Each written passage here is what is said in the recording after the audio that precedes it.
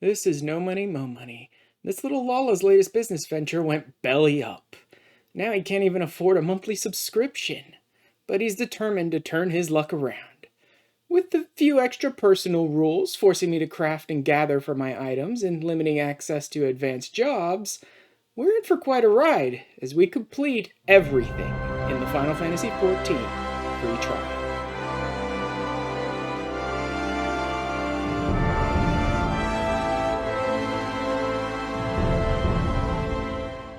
It's time to begin some of our off-stream stuff for the free trial completionist playthrough this week, and things may be looking a little different.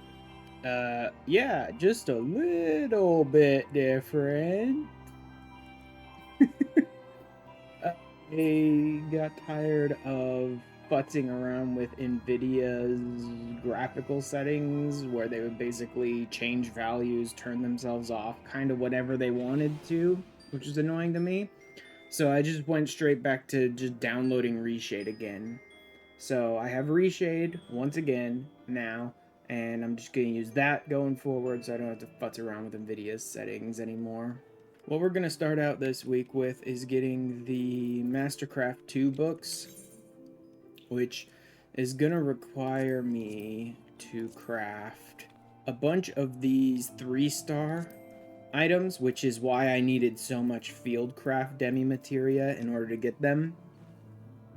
I already got 2 of them, the Weaver and Leatherworker, so that I could look at the next set of armor that would be available to me, which means I only have 6 more left, which means I should need 12 demi 3s, which I have. So I'm going to go ahead and get everything together that I will need in order to craft the items, get the Mastercraft 2 books, and then we'll look at the Mastercraft 2 books and see if there's anything else we really want to do this week before moving on to the stream. That should be everything that I need. Let's go ahead and get these recipes. Carpenter. Blacksmith. Armorer. Goldsmith. Got Leatherworker and Weaver. Alchemist. Culinarian. Finally, I have the Mastercraft 2 books. There we go. Now I've got the Mastercraft 2 recipes. Now let me quickly run through these Mastercraft 2 recipes and see if there's anything in there that I can't live without at the moment. There is a new better combat food, and I level 110 with crit and direct hit, but there's no better crafting or gathering food than the ones I already have. And Alchemist has some decent stuff, some high level 110 gear, but unfortunately has no new teas or potions or anything like that that'll be useful to me. Alright, there's a few things in here that I want, but nothing that I have the actual items necessary to make right now, and all of which would be more involved. My stream is tomorrow, and I've been spending most of this week getting ready for Christmas stuff and preparing some other stuff for recordings and all that. So I don't have time to go and farm all the resources for all these upgrades. So we're going to go ahead and end that here. We're just getting the Mastercraft 2 books, and I will see you guys on stream for more of the MSQ. Later. Alright, let's go. Work but not for an honest man. Yeah. Where the only thing the Ul'dahns ever offer them is exploitative work. Stuff that'll make them hate themselves forever, basically. Alphino's been wounded. This cutscene, I'm just skipping through the dialogue, because god do I not care about this cutscene at all. Like, I don't care what Alphino has to say, and I really don't care about the Ul'dah situation, so I'm just skipping through the dialogue here.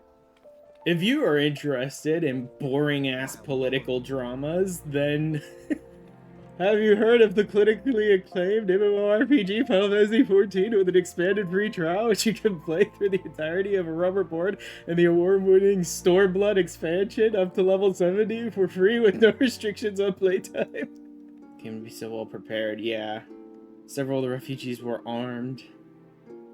Would that motivate a starving man to purchase arms in lieu of food? I think not. Yeah, exactly.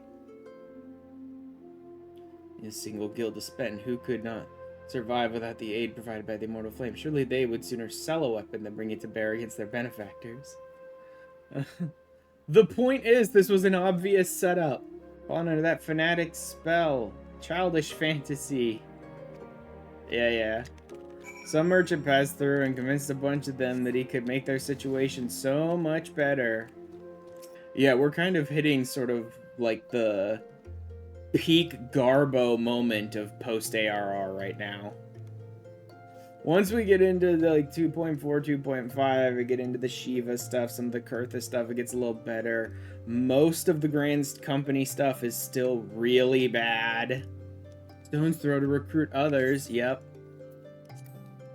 He used you guys to his ends already. He doesn't care about you anymore. Time for you to die and him to just recruit more people. Come here. Talk to baby. Don't make me hook you with a cane and drag you to the ground, beat you to death. Thanks, I'm sure you don't think I give a politics. I don't care. Again, not that it'll amount to anything. Because they're not gonna let him speak. But I don't care. Even knowing that someone kills him so he can't speak, I don't care.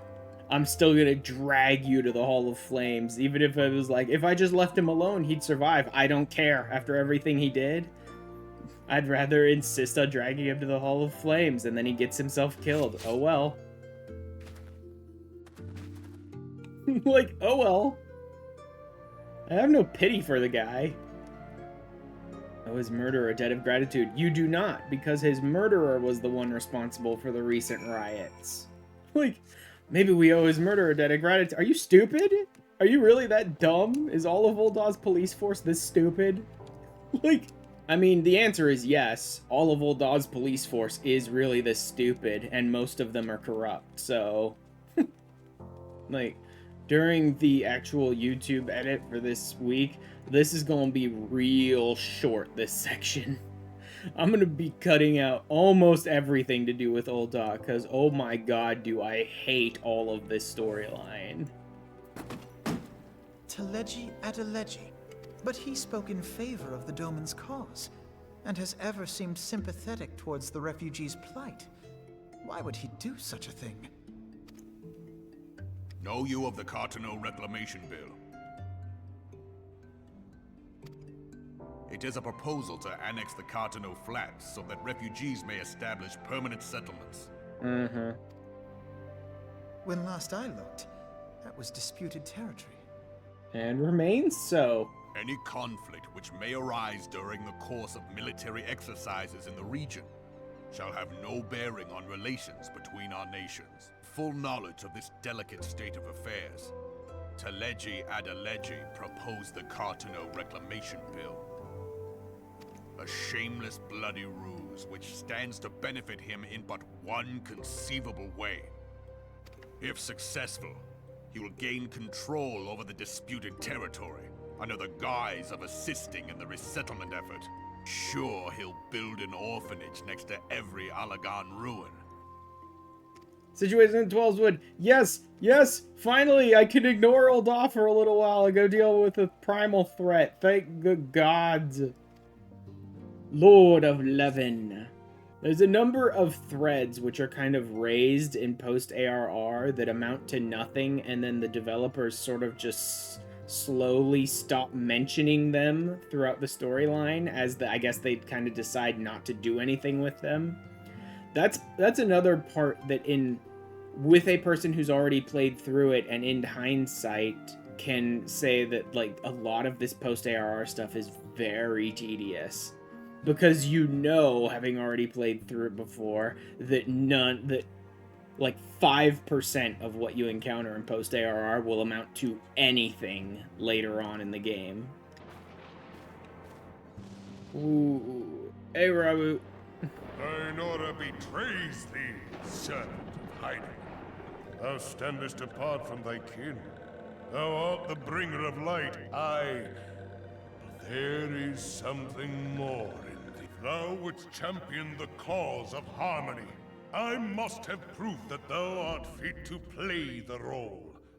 Wither mine iron, and prove to me thereby that thou hast strength enough to stay the darkness which threateneth to consume thee. Striking tree now accessible.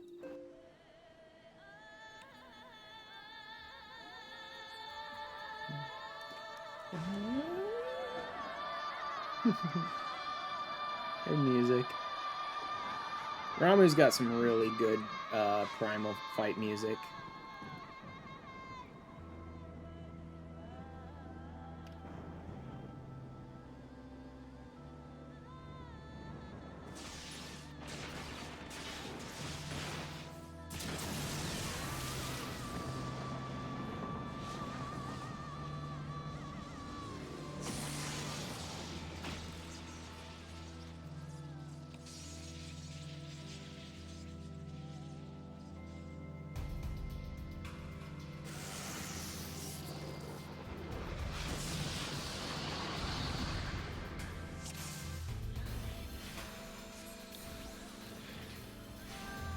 Let's see if anyone understands how to handle this.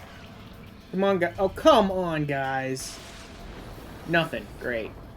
It almost looked like Fairy King there was moving back to hit me, but didn't. So I think he was just moving to get positionals. No one in this seems to understand how the mechanics work. Okay, there we go. Finally someone.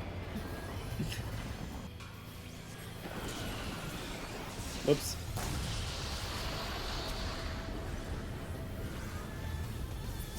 How was the sage down? I didn't even notice that the sage was down. Swear no one mechanics anymore. Yeah. I didn't even notice the sage go down there. And the person who's tagged is way out there. I'll hit him. There you go. People are taking some serious damage in this one. There we go. And done. That was a little rougher than it really should have been for a hard trial.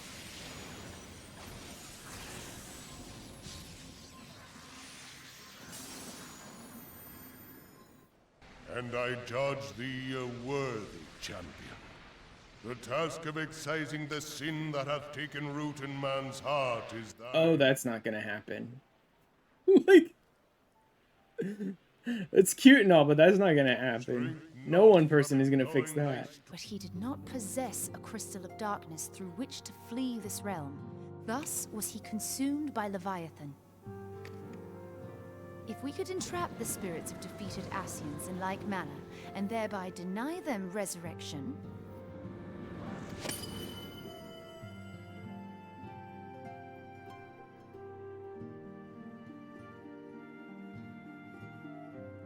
Only when we have trapped the bodiless soul within an ethereal prison can we hope to defeat its unnatural constancy.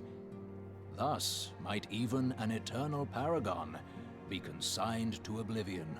I think I'm gonna go ahead and stop, even though I'm not at the end of chunk of the MSQ. I'm gonna go ahead and call it here for today, so I can go and take care of some other stuff and start working on the editing